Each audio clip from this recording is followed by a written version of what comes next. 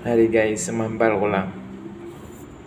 Pwerte nagid kalayo ang mga kabataan sang una ikumpara mo subong. Aman. Sang una ang mga kabataan, magyan nila ang hanot, paha, hangir, punta ka bukog, o silhig, o walis. Amo nang magyan guys. Pero subong, panilagi ba lang mga kabataan subong? Hambalan mo lang sa masakit nga tinaga. Malain day ng bot. Kag magkumod-kumod. Anong ihambal? Hindi ko gidya mabaton. Sang gihambal mo?